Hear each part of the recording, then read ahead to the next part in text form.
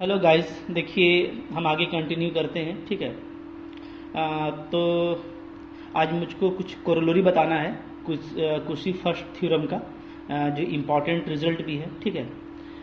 इससे पहले हम लोग देखते हैं ना कि जो हमने कुशी फर्स्ट थ्योरम पढ़ा था उसका जो कन्वर्स है वो ऑलवेज ट्रू नहीं होता है। ठीक है। तो हम लोगों ने जो कुशी थ्योरम में पढ़ा था वो ये पढ़ा था ना कि अगर कोई सीक्वेंस है ए एन जो कन्वर्ज करता है तो उसका जो अर्थमेटिक मीन है उसका सीक्वेंस भी उसी वैल्यू को कन्वर्ज करेगा। ठीक है। ओके। ये हम लोगों ने देखा था कुशी फर्स्ट थ्योरम का, ये सेकंड थ्योरम का, ये सॉरी फर्स्ट थ्योरम का स्टेटमेंट है। ठीक है। तो ये हम लोग कर चुके हैं। तो ये मैंने स्टेटमेंट यहाँ पे लिख दिया है आपके लिए। ओके। इसको आप ऐसे भी बोल सकते हैं। इसका मतलब क्या है? इसका मतलब ये है कि अगर ये जो limit N tending to infinity A n जो है, ये limit N tending to infinity arithmetic mean के इक्वल होता है। ठीक है, दोनों का लिमिट। तो भी बोल सकते हैं आप लोग। तो आइए पहले हम लोग ये देखते हैं कि जो फर्स्ट थ्योरम है उसका कन्वर्स हमेशा करेक्ट नहीं है। ठीक है। पहले मैं कुशी फर्स्ट थ्योरम का स्टेटमेंट लिख देता हूँ। ठीक है। क्या था? देखिए स्टेटमेंट था इसका, अगर आप अच्छे से इसको ये कर ले तो स्टेटमेंट ऑफ कुशी फर्स्ट थ्योरम। ठीक है। क्या था स्टेटमेंट इसका? इसका स्टेटमेंट था कि इफ सीक्वेंस, ठीक है, ऑफ पॉजिटिव टर्म्स, मान लीजिए मेरे पास पॉजिटिव टर्म्स का सीक्वेंस है। ठीक है। ए एन इज कन्वर्जेंट, अगर ये कन्वर्जेंट है, एंड क्या है, and limit n tending to infinity A n equal to L है। ठीक है। Then sequence x n also converges to L. तो एक सीक्वेंस एक्स एन जो है वो भी एल को कन्वर्ज करेगा, जहाँ एक्स एन क्या होगा, तो इस ए एन का अर्थमेटिक मीन होता है। ठीक है, बाई एल एन। ओके, ये था। तो अगर ये एल को अप्रोच कर रहा है तो ये भी एल को अप्रोच करेगा। ठीक है। दैट इज क्या? दैट इज जो limit n tending to infinity x n है वो भी क्या होगा, एल होगा। ये हम लोग का फर्स्ट थ्योरम था कुशी का। ठीक है। तो इसका जो कन्वर्स है वो करेक्ट नहीं है, क्योंकि इसको तो मैं प्रूफ कर चुका हूँ, पीछे वीडियो में आप जा करके देख सकते हैं। ठीक है, प्ले लिस्ट में जो इसके पहले का वीडियो है। ठीक है। इसका जो कन्वर्स है वो करेक्ट नहीं है। ठीक है, कन्वर्स इज नॉट करेक्ट। ठीक है, इसको आप एक एग्जाम्पल से देख सकते हैं। कन्वर्स करेक्ट नहीं होने का मतलब क्या है कि हमको कोई सीक्वेंस ए एन ऐसा मिलेगा जिसका एक्स एन जब तैयार करेंगे, यानी उसके अर्थमेटिक मीन का सीक्वेंस जब तैयार करेंगे तो वो तो कन्वर्जेंट हो जाएगा, बट एक्स एन खुद कन्वर्जेंट नहीं होगा ए एन। ठीक है। जैसे हम लोग देखिए, हम लोग करते हैं, सपोज ले लेते हैं हम लोग। सपोज एक सीक्वेंस है मेरे पास। ठीक है, ए एन सच दैट, कैसा? तो देखिए आप, ए एन है मेरे पास, ए एन इक्वल टू है 1/2 और 1 माइनस माइनस 1 का पावर एन, मैंने ऐसा लिया हुआ है। ठीक है। अब आप देखिए इसका वैल्यू क्या क्या आ रहा है। अगर आप इस सीक्वेंस को देखेंगे तो जाहिर सी बात है कि अगर हम लोग एन का वैल्यू इवेन रखेंगे तो ये क्या हो जाएगा, 0। तो ये हो जाएगा आपका 0 जब अब मेरा एन इवेन होगा, और ऑड होगा तो ये क्या हो जाएगा, 2 तो 1, और ठीक है, अगर ऑड रखते हैं तो हमेशा 1 मिलेगा। क्या मिलेगा? एन इक्वल टू ऑड पे आपका 1 मिलेगा। ठीक है। तो यानी ये जो खुद ए एन है ये कन्वर्जेंट नहीं है। ठीक है। दैट इज क्या? दैट इज जो सीक्वेंस ए एन है आपका इज नॉट कन्वर्जेंट। देख लीजिए, ये कन्वर्जेंट नहीं है। ठीक है, चूंकि इसका 2 लिमिट है। ठीक है, ये इसका लिमिट जो है वो यूनिक नहीं है। ओके, 2 लिमिट है इसलिए ये कन्वर्जेंट नहीं है। बट लेकिन आप इसका अर्थमेटिक मीन निकाल के देखिए। बट ठीक है, लेट सपोज करते हैं हम लोग x n equal to a1 plus a2 plus a3 plus dot dot dot dot plus a N by n, ये ले लेते हैं। ठीक है। तो इसका आप देखिएगा वैल्यू, तो इसका वैल्यू क्या आएगा? ठीक है, इसका वैल्यू भी आपको 2 तरह का मिलेगा। ठीक है।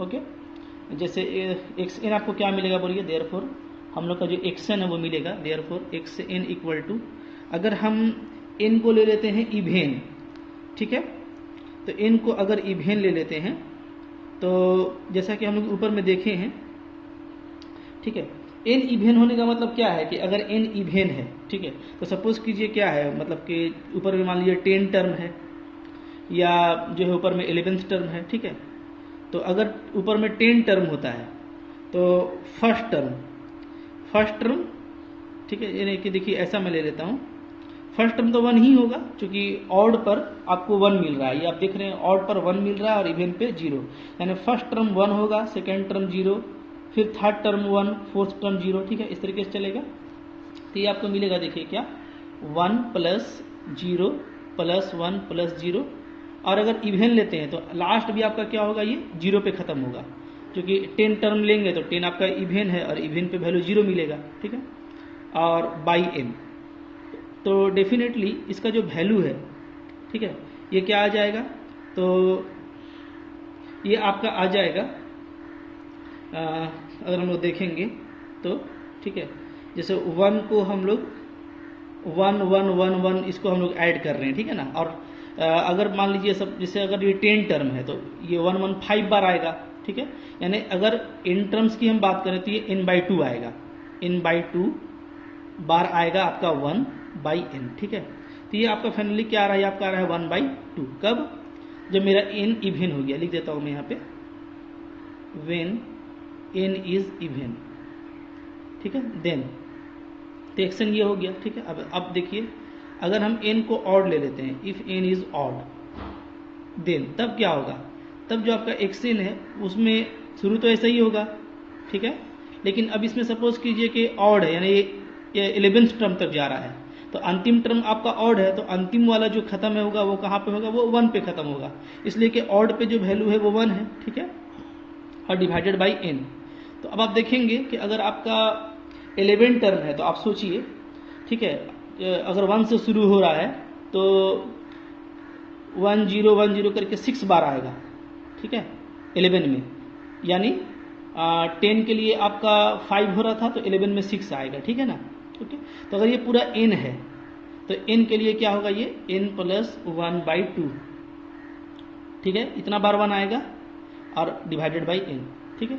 आई होप इसको आप समझ पा रहे होंगे, काफ़ी ये इजी है, ठीक है, कि इवेन टाइम्स अगर ये है तो 1 उसमें हाफ रहेगा, और अगर ये ऑड टाइम्स है तो उसमें 1 ऑड टाइम्स रहता है, ठीक है, ओके, सॉरी ऑड टाइम्स नहीं, माफ़ कीजिएगा, जैसे अगर 11 है तो 6 टाइम्स आ जाएगा, यानी जो भी उसमें होगा, ठीक है, तो उससे एक ग्रेटर होगा, ठीक है, इस तरह का हम लोग बाइनोमियल में पढ़े थे। तो अच्छा, तो दैट इज़ क्या आ गया, दैट इज़ आपका जो xn है वो आ जा रहा है, दो चीज़ आ जा रहा है, n/2 आ जा रहा है या तो n प्लस 1/2 आ जा रहा है, ठीक है, कब, माफ़ कीजिएगा, यहाँ तो 1/2 आ रहा है ना, ओके, और यहाँ पे अच्छा इसको मैं ऐसे लिख ही देता हूँ, n/2n और n प्लस 1/2n, वेन क्या, n आपका जब इवेन होगा और जब आपका n क्या होगा, ऑड होगा, ठीक है।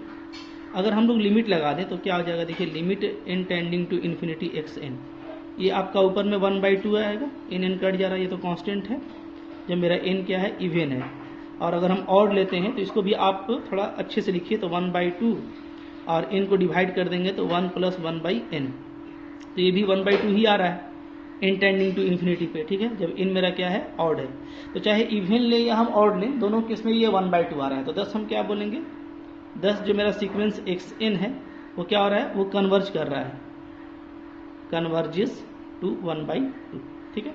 तो आप यहाँ पे देख पा रहे हैं कि जो an सीक्वेंस था वो कन्वर्जेंट नहीं था, लेकिन इसका जो अर्थमेटिक मीन लिया गया है और नया सीक्वेंस तैयार हुआ है xn, ठीक है, तो ये जो xn है ये कन्वर्जेंट हो जा रहा है 1/2 पे, ठीक है। तो इसका मतलब है कि कन्वर्स आपका हमेशा करेक्ट नहीं है, ठीक है। आई होप आप लोग इसको अच्छे से आसानी के साथ समझ गए होंगे, ठीक है, ओके। ये भी टर्म आपका क्लियर हो गया होगा। अगर किन्हीं को कोई कन्फ्यूज़न है तो मैं जो आपको है एक लॉजिक बता रहा हूँ कि आप इवेन टर्म रख के देखिए, 10 टर्म रखिएगा और 1 से स्टार्ट कीजिएगा, तो चूँकि 10 जो है इवेन है तो वो 0 पे फिनिश होगा, चूँकि आपका इवेन पे 0 वैल्यू मिल रहा है, ठीक है। और आप इसमें देखिएगा 1 आपका 5 टाइम्स आएगा, यानी जस्ट n का हाफ, ठीक है, टाइम्स आएगा।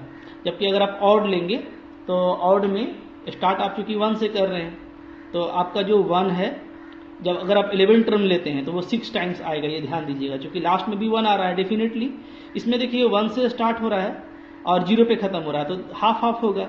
इसमें 1 से स्टार्ट हो रहा है और 1 पे खत्म हो रहा है, क्योंकि 11 टर्म है। एग्जाम्पल में समझा रहा हूँ, तो 11 टर्म है तो आपका जो आखिरी टर्म है वो भी क्या है, 1 है ऑड पर, ठीक है। तो इसलिए यहाँ पे क्या होगा आपका, जैसे 11 के लिए 6 टर्म होगा, तो n के लिए कितना हो जाएगा, 11 के लिए अगर आप 6 लिखेंगे तो कैसे लिखेंगे आप इसको समझ सकते हैं, ठीक है। मैं यहाँ पे बताता हूँ आपको।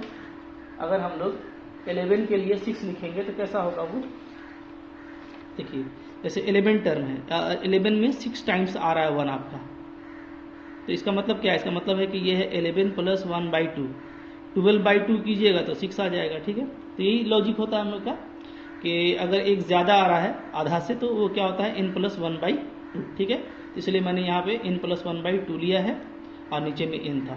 आई होप अब आपको समझ में आ गया होगा, क्लियर है, ठीक है। तो इस तरीके से देखिए आपका जो कन्वर्स है कुसी फर्स्ट थ्योरम का, वो ऑलवेज करेक्ट नहीं है कि हम लोग यहाँ पे क्लियर कर लिए, ठीक है। अच्छा, अब इसके बाद आइए कुछ हम लोग कोरोलरी इसका देख लेते हैं कुसी फर्स्ट थ्योरम का, ठीक है। इसको जैसे जो कोरोलरी नंबर 1 है आपका, कोरोलरी नंबर 1, ठीक है, ये भी इंपॉर्टेंट कोरोलरी है। ये क्या कहता है, ये कहता है, ठीक है, if a1 a2 a3 dot dot dot an is a sequence of positive number, is a sequence of positive numbers, ठीक है। और कैसा है ये, सच दैट, ठीक है, आपका जो an है वो l को टेंड कर रहा है, देन क्या है, a1 a2 a3 dot dot dot an का पावर 1/n जो है ये भी l को टेंड करेगा, ठीक है। ये आपका है क्वेश्चन। तो अब यहाँ पे आप देखिए कि जैसे वो जो था आपका फर्स्ट थ्योरम, उसमें अगर an अगर आपका कन्वर्जेंट था, ठीक है, सीक्वेंस an, तो हम लोग ये देखे थे कि जो सीक्वेंस ऑफ अर्थमेटिक मीन है वो भी कन्वर्ज होगा। तो इसमें क्या है, ये आप देखिएगा तो ये क्या है, सीक्वेंस ऑफ ज्योमेट्रिक मीन, ठीक है। तो इस बार बोल रहा है कि अगर an कन्वर्जेंट है तो सीक्वेंस ऑफ ज्योमेट्रिक मीन भी हमारा कन्वर्जेंट होगा, ठीक है। आइए कैसे इसको प्रूफ करेंगे, देखिए इसको हम लोग प्रूफ करते हैं, ठीक है, प्रूफ, ओके। क्या लिखेंगे हम लोग लिखेंगे, ठीक है, यूजिंग फर्स्ट थ्योरम ऑफ कुसी ऑन लिमिट, ठीक है। कुसी का जो फर्स्ट थ्योरम है लिमिट में, उसको यूज कीजिए। क्या है कुसी का फर्स्ट थ्योरम, ये क्या कहता है, ये कहता है, ठीक है, that is if A sequence, अगर कोई सीक्वेंस an आपका कन्वर्जेंट है, इस कन्वर्जेंट, ठीक है, टू लिमिट l, ठीक है, देन क्या, जो सीक्वेंस होगा मेरा इसके अर्थमेटिक मीन का, ठीक है, वो भी क्या होगा, इज, है ना, कन्वर्जेंट टू सेम लिमिट, ठीक है। तो ये जो फर्स्ट थ्योरम था, आइए हम लोग इसका यूज करते हैं, ठीक है। देखिए इसका यूज करेंगे तो क्या बनेगा, बोलिए, यहाँ से हम लोग का बन जाएगा, क्या लिखेंगे, हम लोग लिखेंगे दैट इज क्या, कि an अगर l को अप्रोच करता है तो ये इम्प्लाइज करता है क्या, कि a1 plus a2 plus dot dot an by n भी क्या करेगा, l को टेंड करेगा, ठीक है। अब जो है ना यहाँ पे हम लोग क्या करेंगे कि दोनों तरफ हम लोग यहाँ पे लॉग अप्लाई कर देते हैं, ठीक है, ओके, ठीक है, टेकिंग लॉग बोथ साइड। देखिए तो यहाँ से क्या आ जाएगा, यहाँ से आपका आ जाएगा क्या आ जाएगा बताइए,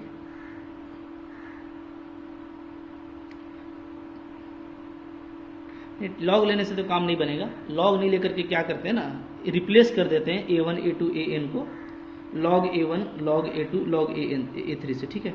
ओके, तो हम लोग ऐसे बोलेंगे, इसको हटाइए, ये नहीं, बल्कि क्या बोलेंगे, इसको 1 ले लीजिए, replacing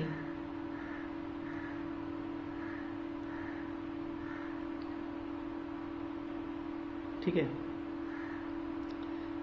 an by log an, ठीक है। क्योंकि an मेरा पॉजिटिव है तो log an भी पॉजिटिव होगा, ठीक है। सिंस क्या, सिंस आपका an पॉजिटिव है फॉर ऑल n, तो डेफिनेटली क्या होगा, मेरा log an भी पॉजिटिव हो जाएगा फॉर ऑल an, ठीक है। तो इसलिए हम अप्लाई कर सकते हैं। देयरफॉर हम क्या लिखेंगे बताइए, देयरफॉर हम लिखेंगे, ठीक है, क्योंकि लिमिट ऑफ an जो है लिमिट ऑफ इसके बराबर है ना, तो क्या लिखेंगे, लिमिट ऑफ an के जगह पे log an, ठीक है, n tending to infinity is equal to limit of an को log an से हटा रहे हैं, तो a1 क्या हो जाएगा मेरा, a1 हो जाएगा मेरा log a1, a2 हो जाएगा log a2, ठीक है, और an हो जाएगा मेरा log an divided by n, ठीक है। तो an को हटा करके हम लोग log an डाल दिए, तो हमारा क्योंकि दोनों का लिमिट 1 था तो इसका लिमिट भी 1 आ गया, ठीक है। अब यहाँ से देखिए, यहाँ से इसको तो ऐसे ही रहने दीजिए, limit n tending to infinity log an, ठीक है, इक्वल टू, अब यहाँ पे हम लोग log का प्रॉपर्टी लगाएंगे। क्या है log का प्रॉपर्टी, कि log, ठीक है, m plus n plus p इस तरह से रहता है, तो ये क्या हो जाता है, प्रोडक्ट में आ जाएगा a1 into a2 into a3 dot dot an, ठीक है। ये log का प्रॉपर्टी अप्लाई कर दिए, ठीक है। ओके, अच्छा, अब यहाँ से देखिए, यहाँ से क्या होगा हम लोग का, यहाँ से फिर से ऐसे ही रहेगा, limit n tending to infinity log of an is equal to, ये 1/n को हम लोग फिर से एक और प्रॉपर्टी यूज़ करेंगे, तो क्या हो जाएगा, limit n tending to infinity log a1 a2 a3 dot dot an का पावर 1/n, ठीक है। यहाँ पे भी log का प्रॉपर्टी है कि जो इस तरह से जो होल पावर रहता है वो क्या हो जाता है, आगे आ जाता है, ठीक है। तो यहाँ पे भी हम लोग प्रॉपर्टी यूज़ किए हैं। अच्छा, अब यहाँ पे देखिए, log को बाहर कर देते हैं, तो क्या हो जाएगा हमारा, limit n tending to infinity an is equal to log, यहाँ पे भी limit n tending to infinity a1 a2 a3 dot dot an का पावर 1/n। क्या ऐसा कर सकते हैं, ठीक है, तो ऐसा हम कर सकते हैं। इसके लिए हमारे पास एक रिजल्ट है। क्या है रिजल्ट, देखिए रिजल्ट है, ठीक है, क्या, कि if is a continuous function, ठीक है। अगर मेरे पास सपोज कीजिए कि f कोई कंटिन्यूअस फंक्शन है, ठीक है, एंड, और क्या है, पहले तो f मेरे पास मान लीजिए कोई कंटिन्यूअस फंक्शन है, दूसरा ये है कि limit of function of an, ठीक है, ये अगर इक्वल है आपका fa का, ठीक है, और f कंटिन्यूअस फंक्शन है, तो यहाँ से क्या होता है, यहाँ से हम लोग जो फंक्शन है ना, ठीक है, तो इस फंक्शन को हम लोग बाहर कर सकते हैं, और ये ऐसे हो जाएगा, limit of an equal to a, ठीक है। तो ये हमारा रिजल्ट है। तो यहाँ पर क्या ऐसा कर सकते हैं, log को बाहर कर दिए हैं, तो यहाँ पे भी कर सकते हैं, इसलिए कि log भी हमारा क्या है, कंटिन्यूअस फंक्शन है, ठीक है। तो हियर जो हमारा log है वो क्या है, इज ए कंटिन्यूअस फंक्शन। अगर आप log का ग्राफ जानते हैं तो आपको पता है कि log क्या है, एक आपका कंटिन्यूअस फंक्शन है, ठीक है। इसलिए हम लोग यहाँ पे ये काम कर सकते हैं, ठीक है। अच्छा, तो लिमिट मेरा क्या हो गया, जैसे यहाँ पे है कि अंदर अप्लाई हो जा रहा है, ठीक है, और हम लोग दोनों तरफ फंक्शन का इन्वर्स लेंगे तो फंक्शन हट जाएगा, आइडेंटिटी बन जाएगा, ठीक है। तो यहाँ पर भी हम एंटी लॉग ले लेते हैं दोनों तरफ, फिर इसके बाद क्या लिखिएगा, taking anti log both side. अगर दोनों तरफ हम लोग एंटी लॉग ले लेंगे तो क्या हो जाएगा, ये लॉग हमारा हट जाएगा, और क्या आ जाएगा, limit n tending to infinity an equal to limit n tending to infinity a1 a2 dot dot dot an का पावर 1/n, ठीक है। और चूंकि मेरा an l को अप्रोच कर रहा है, ठीक है, तो इसका लिमिट भी किसको अप्रोच करेगा, l को अप्रोच करेगा। तो यही प्रूफ करना था, ठीक है, कि अगर अगर l को अप्रोच करता है तो उसका जो सीक्वेंस का जो ज्योमेट्रिक मीन है वो भी एल को अप्रोच करेगा। ठीक है, तो आई होप आप लोगों को ये समझ में आ गया होगा। आइए एक और कोरोलरी है, इंपॉर्टेंट कोरोलरी है, उसको भी हम लोग कर लेते हैं। ठीक है, कोरोलरी नंबर 2, कोरोलरी नंबर 2। ठीक है, इसको कुछ बुक्स में या कहीं कहीं पे कुसी सेकेंड थ्योरम ऑफ लिमिट भी बोला जाता है। क्या बोलते हैं? कुसी सेकेंड थ्योरम ऑन लिमिट्स। ठीक है, लेकिन मैं कोरोलरी इसलिए लिख रहा हूँ कि यहाँ पे भी मैं यूज़ करने वाला हूँ फर्स्ट ही थ्योरम को। ठीक है, तो इसका थ्योरम का है, उसका जो स्टेटमेंट है वो ये है। ठीक है, कि if a n be a sequence of positive terms. ठीक है, अगर मान लीजिए ये मेरे पास पॉजिटिव टर्म का सीक्वेंस है, देन तो क्या होगा? तो limit N tending to infinity A N minus one by A n. ठीक है, a N plus one by A n. ठीक है, इसका लिमिट अगर एल होगा, ठीक है, देन क्या होगा? देन आपका limit N tending to infinity A N का पावर वन बाई एन का लिमिट भी एल होगा। ठीक है, ये सेकेंड थ्योरम का कहना है। इसको ऐसे भी आप लिख सकते हैं, दैट इज क्या? That is limit N tending to infinity A N plus one by N, ठीक है, equal to L implies limit N tending to infinity A N का power one by N equal to L. ठीक है, okay. हालांकि इसका भी converse जो है वो ऑलवेज करेक्ट नहीं है, ये हम लोग देखेंगे। ठीक है, पहले हम लोग इसको देख लेते हैं। हाँ, अच्छा, इसको देखिए, इसको एक और तरीके से भी लिखा जा सकता है।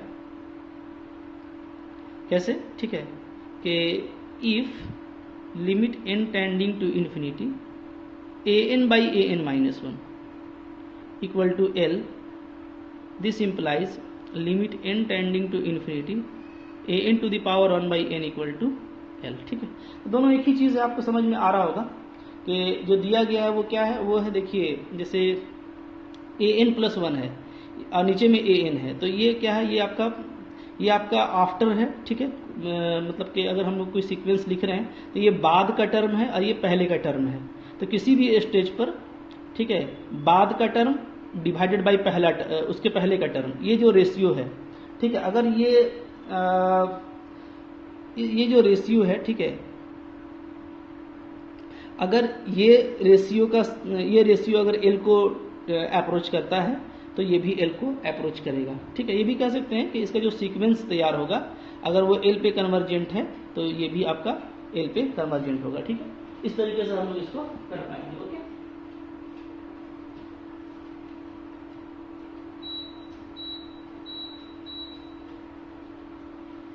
अच्छा, चलिए अब हम लोग इसको थोड़ा सा आगे बढ़ाते हैं। ठीक है, देखिए, नेक्स्ट जो इसके बाद होगा, इसका हम लोग आइए थोड़ा प्रूफ देख लेते हैं। ठीक है, इसका हम लोग प्रूफ कैसे करेंगे। ओके, प्रूफ तो ये आपको समझ में आ गया, जो मैंने अभी आपको बोला कि जैसे आपका कोई जैसे सीक्वेंस इस तरह का होता है ना, A1 A2, तो ये कहीं पे आपका AR, ठीक है, फिर आपका AN minus one, AN plus one. तो ये बोल क्या रहा है कि बाद का टर्म लीजिएगा और उसके पहले का, ये डिवाइडेड बाई ये, अगर ये एल को अप्रोच करता है तो ये भी एल को अप्रोच करेगा। इसको हम ऐसे भी लिख सकते हैं कि अगर हम इसको ले लें तो उसके पहले ये लेंगे। ठीक है, तो ये दोनों एक ही चीज़ है। आइए हम लोग इसका जल्दी के साथ प्रूफ देख लेते हैं। ठीक है, प्रूफ, इसका भी प्रूफ जो है देखिए इजी रहने वाला है, और हम लोग इसको भी फर्स्ट जो हमारा कुसी का थ्योरम है उसके यूज से प्रूफ करेंगे। ठीक है, आइए इसका हम लोग प्रूफ देखते हैं। ठीक है, क्या है? ठीक है, आपको ये गिवन है कि जो भी टर्म है ना सीक्वेंस का वो पॉजिटिव है। ठीक है, तो अगर पॉजिटिव है तब हम लोग यहाँ पे फर्स्ट थ्योरम को अप्लाई कर सकते हैं। क्लियर है? अच्छा, अब आइए नाउ, ठीक है, ए एन को क्या लिख सकते हैं? ए एन का पावर वन बाई एन, इसको हम क्या लिख सकते हैं? देखिए ऐसे करके ध्यान दीजिएगा, A one by one into A two by A one into A three by A two dot dot dot dot. ठीक है, यहाँ पे हम लोग का क्या आ जाएगा? A N minus one by A N minus two dot, फिर लास्ट में A N by A N minus one. तो बिल्कुल लिख सकते हैं। ठीक है, देखिएगा तो आपका ए one cancel, A to cancel, A three cancel, सारा कैंसिल होता जाएगा। तो फाइनली आपका an/1 बचेगा, यानी an ही बच रहा है, तो हम इसको ऐसा लिख सकते हैं। क्लियर है? ठीक है। अब दोनों तरफ आइए हम लोग लॉग अप्लाई कर देते हैं। ओके, तो taking log both side. Okay, taking log both side, दोनों तरफ अगर हम लोग लॉग ले लेंगे तो क्या होगा, तो इधर आपका आ जाएगा लॉग, ठीक है, an का पावर 1/n इक्वल टू इधर हो जाएगा लॉग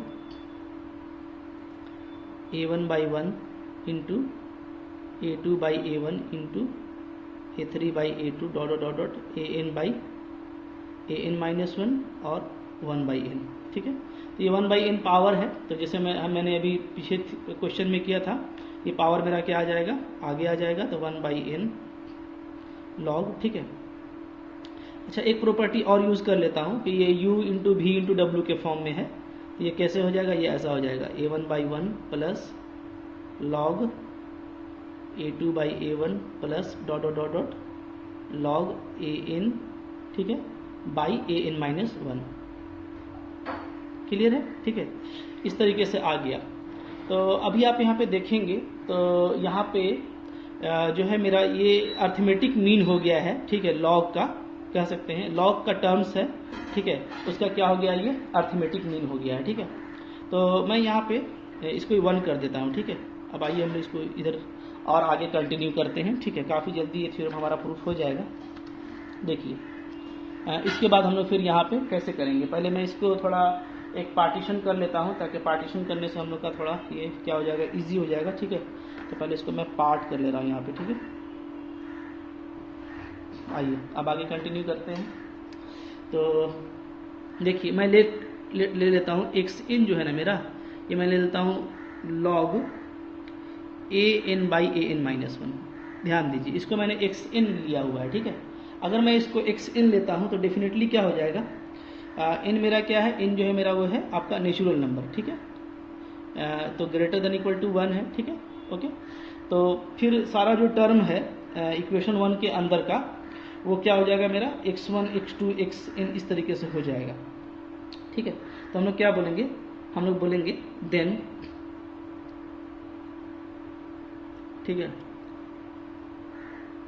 अगर हम इसको ये ले लेते हैं तो हमारा क्या आ जाएगा, 1 इम्प्लाइज 1 से, देखिए मेरा क्या आ जा रहा है, 1 से मेरा आ जाएगा। ठीक है, लॉग an का power 1/n is equal to, ठीक है, ये हो जाएगा आपका x1 plus x2 plus dot dot dot dot, ये मेरा हो जाएगा अंतिम में xn और बाई n। ठीक है, वेयर आपका देखिए x1 क्या बन रहा है, ये भी ध्यान दीजिए, x1 जो है आपका वो बन रहा है a1/1। ठीक है, तो a1/1 बन रहा है, तो डेफिनेटली क्या है, जो a0 जैसे 1 क्या है, तो हम लोग ले लेंगे। ठीक है, कि जो हम लोग मान ले रहे हैं कि जो a0 है वो 1 है। ठीक है, विदाउट लॉस ऑफ जनरलिटी, तो हमारा x1 क्या आ जाएगा आपका a1/a0 आ जाएगा। ठीक है, तो a0 को अगर 1 लेते हैं तब ये इसको सेटिस्फाई कर जाएगा। क्लियर है? ठीक है, तो हम लोग का ये आ गया। अब देखिए, अब मैं यहाँ पे ये चीज़ देखता हूँ कि हम लोगों का जो an/an-1 है, ठीक है, वो क्या है, वो आपको दे रखा है कि कन्वर्जेंट है। ठीक है, अच्छा चलिए यहाँ पे एक बात और कर लेते हैं, ये तो आ गया। ठीक है, नाउ अब देखिए, जो xn है मेरा जो सीक्वेंस है वो इसका है। ठीक है, an/an-1 का है। तो हम लोग ये पढ़े हैं कि अगर xn मेरा कन्वर्जेंट होता है तो ये भी मेरा क्या होगा, कन्वर्जेंट होगा। ठीक है, ओके, तो और दोनों का जो लिमिट है वो क्या होगा, इक्वल होगा। तो ये देखिए कि सिंस आपका क्या है, limit n tending to infinity an/an-1, ये आपका क्या है, l है। तो दिस इम्प्लाइज जो limit n tending to infinity xn है वो क्या हो जाएगा, वो आपका हो जाएगा log l, क्योंकि इसका वैल्यू अगर आप l लेंगे तो ये क्या हो जाएगा, आपका log l हो जाएगा। ठीक है, अच्छा, अब अगर ये log l है तो फर्स्ट थ्योरम से क्या हो जाएगा कि यही लिमिट होगा किसका, इसके मीन का, x1 x2 dot dot dot dot xn/n का। ठीक है, अगर xn का लिमिट ये है तो इस पूरे का लिमिट भी यही होगा। ये हम लोग कुसी फर्स्ट थ्योरम से जानते हैं। ठीक है, यहाँ पर मैं लिख देता हूँ बाई यूजिंग कुशी फर्स्ट थ्योरम, कुशी फर्स्ट थ्योरम ऑन लिमिट, ठीक है। लिमिट में जो कुशी का फर्स्ट थ्योरम है वहाँ से हम लोग ये रिजल्ट जानते हैं। अब क्या ये एग्जिस्ट करेगा? तो बिल्कुल एग्जिस्ट करेगा, इसलिए कि सारा ए आई आपका पॉजिटिव है और लॉग भी पॉजिटिव वैल्यू पे डिफाइन होता है, तो यानी एक्स एन का भी सारा टर्म क्या है आपका पॉजिटिव हो जाएगा, ठीक है, फॉर ऑल एन। क्लियर है? तो इसलिए हम इसको अप्लाई कर सकते हैं कि अगर इसका लिमिट एल लॉग एल है तो इसका भी लिमिट क्या हो जाएगा? लॉग एल हो जाएगा, ठीक है। तो अब आइए, चूंकि जो है इन दोनों का लिमिट लॉग एल हो गया है तो हम फिर यहाँ से आगे बढ़ाते हैं, ठीक है, इक्वेशन 2 से, ठीक है। नाउ फ्रॉम 2, ठीक है, अगर हम लोग लिमिट ले लेते हैं तो लिमिट लेने के बाद क्या होगा बताइए? इक्वेशन 2 में limit N tending to infinity log of A N का power 1 by N equal to आ जाएगा limit of N tending to infinity x1 plus x2 plus dot dot dot dot X N by N, ठीक है, इसका। और ये जो है आपका ये इक्वल हो जाएगा किसका? Limit N tending to infinity x n का, ठीक है, जो हम लोग ऊपर से रिजल्ट पढ़े हैं। और ये रिजल्ट क्या है? ये रिजल्ट है आपका कि ये आता है लॉग एल, ठीक है, ओके। तो अब देखिए यहाँ से ये लॉग एल आ गया, तो अब हम यहाँ पे ऐसे इसको ऐसे लिख सकते हैं कि log limit N tending to infinity, ठीक है, ए एन का पावर 1 बाई एन। लॉग को बाहर कर दिए, कर सकते हैं इसलिए कि आपका जो लॉग है वो क्या है? वो आपका कंटिन्यूअस फंक्शन है, ठीक है, इसलिए हम लोग बाहर कर सकते हैं, ठीक है। तो यहाँ से हम लोग टेकिंग एंटी लॉग करेंगे तो क्या आ जाएगा? Limit N tending to infinity A N का पावर 1 बाई एन क्या आ जाएगा आपका? एल आ जाएगा, ठीक है, ओके। टेकिंग क्या किए हैं? टेकिंग एंटी लॉग्स, दोनों तरफ हम लोग क्या लिए हैं? एंटी लॉग लिए हैं, एंटी लॉग बोथ साइड, तो हमारा ये आ गया। तो अब आप देखिए कंक्लूड कीजिए, ठीक है। आप इसको अगर आप 3 लेंगे कि इसका लिमिट एल था तो इसको यूज करने से क्या आ गया हमको? इसका भी लिमिट मेरा एल आ गया। तो बाई 3 एंड 4 हमारा जो थ्योरम है वो प्रूफ हो गया। तो हम क्या लिखेंगे? बाई 3 एंड 4, ठीक है, वी गेट दी कोरोलरी या थ्योरम, जो भी आप लिखना चाहते हैं वो लिख सकते हैं, ठीक है, कि अगर इसका लिमिट क्या है? एल है, तो इसका भी लिमिट क्या होगा? एल होगा। यहाँ पे देखिए एक बात है जो मैं आपको बताना चाहता हूँ, किसी के जैसे मन में ये आ रहा होगा कि क्या ये दोनों अलग अलग है, ठीक है। ये मैं यहाँ पे आपको एक नोट में मेंशन कर देता हूँ, ठीक है। क्या है नोट? देखिए, जैसे अगर हम लोग ये लेते हैं limit N tending to infinity A N plus 1 by A n, ठीक है, अगर हम ये वैल्यू लेते हैं तो ये आप बोलिएगा कि ये भाई ये इसका सीक्वेंस है, A1 A2 A3 इसका सीक्वेंस है, ठीक है, ए एन प्लस 1 इसका, ठीक है, एन आपका नेचुरल नंबर है, ठीक है। अच्छा, अब कोई बोलेगा कि अगर आप इसको लेते हैं limit N tending to infinity A N by A N minus 1, ठीक है, तो ये जो सीक्वेंस तैयार करेगा ये तैयार करेगा, अगर एन को रखेंगे नेचुरल नंबर तो वो A0 A1 A2, ठीक है, ये चला जाएगा आपका ए एन तक, ओके, जनरल। तो क्या ये दोनों एक ही है? तो बिल्कुल एक ही है, इसलिए कि मैं आपको एक बता देता हूँ, ठीक है। एक रिजल्ट है वो याद रखिए कि कुछ फाइनाइट वैल्यू के चेंजिंग से कभी भी लिमिट का जो कन्वर्जेंसी है ना वो चेंज नहीं करता है, सीक्वेंस का कन्वर्जेंसी, ठीक है। अगर कुछ आप फाइनाइट लिमिट ले लेते हैं और कुछ फाइनाइट लिमिट को आप कम कर देते हैं या कुछ फाइनाइट लिमिट को आप ज़्यादा कर देते हैं, तो ऐसा करने से आपका सीक्वेंस का जो कन्वर्जेंसी है या डाइवर्जेंसी है उस पर कोई अफेक्ट नहीं पड़ता है, ठीक है। ये नोट आप याद कर लीजिए, ठीक है, ये आपको काफ़ी हेल्प करेगा। क्लियर? ठीक है, ओके। तो ये नोट मैं यहाँ पे लिख देता हूँ। तो इसका यूज़ ये भी हो जाएगा कि जैसे हम लोग यहाँ पे देखे थे कि ये 1 से स्टार्ट हो रहा था, ठीक है, तो आप कोई ऐसा कह सकता है कि भाई सीक्वेंस में 1 कैसे आ गया, पहला टर्म 1 लिया गया है। तो अगर पहला टर्म 1 आप ले भी लेते हैं तब भी आपके सीक्वेंस पे कोई फर्क नहीं पड़ता है, ठीक है, ओके। तो देखिए मैं यहाँ पे एक नोट लिख देता हूँ। क्या है नोट? नोट है कि changing a finite number of terms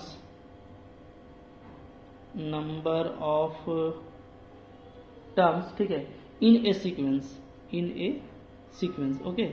एक सीक्वेंस में अगर आप फाइनाइट नंबर ऑफ टर्म को चेंज करते हैं तो इसका कोई इफेक्ट नहीं पड़ता है, हैज़ नो इफेक्ट, ठीक है, ऑन दी कन्वर्जेंसी और डाइवर्जेंसी, ऑन दी कन्वर्जेंसी, यानी जो कन्वर्जेंसी है या आपका जो डाइवर्जेंसी है सीक्वेंस का, ठीक है, तो इस पे कोई फर्क नहीं पड़ता है ऑफ सीक्वेंस। क्लियर है? यानी फाइनाइट नंबर ऑफ टर्म्स अगर आप किसी सीक्वेंस में मतलब कि अगर आप ऐड कर देते हैं या वहां से आप रिमूव कर देते हैं, ठीक है,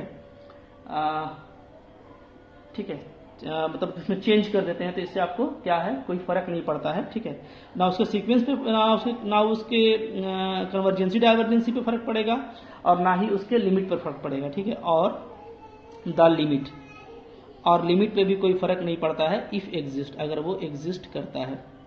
क्लियर है? ठीक है, जैसे एग्जांपल देख लीजिए, एग्जांपल आप देखिएगा तो जैसे 1, 1/2, 1/3, 1/4, ठीक है, 1/5, इसका जो लिमिट है ये आपका कन्वर्जेंट है, ठीक है, इस क्या है, इज कन्वर्जेंट, ये आपका कन्वर्जेंट है, हैज ए लिमिट, इसका लिमिट कितना है आपका 0 है, ठीक है। इसी तरीके से एल्सो अगर आप कोई ये ले लेता है कि 2, 3, 5, 7, ठीक है, इतना टर्म ऐड कर दिए, 1/10, ठीक है, 1/5, 1/6, 1/7, फिर ऐसा ले लिया आप, ठीक है, और फिर ये 1/n ऐसा जा रहा है, तो ये भी क्या होगा, सेम लिमिट पे कन्वर्ज करेगा, जबकि दोनों में देख रहे हैं कुछ टर्म का आपका क्या है, फर्क है, इज कन्वर्जेंट, ठीक है, हैज लिमिट क्या 0, ठीक है। क्लियर है? Thank you for watching.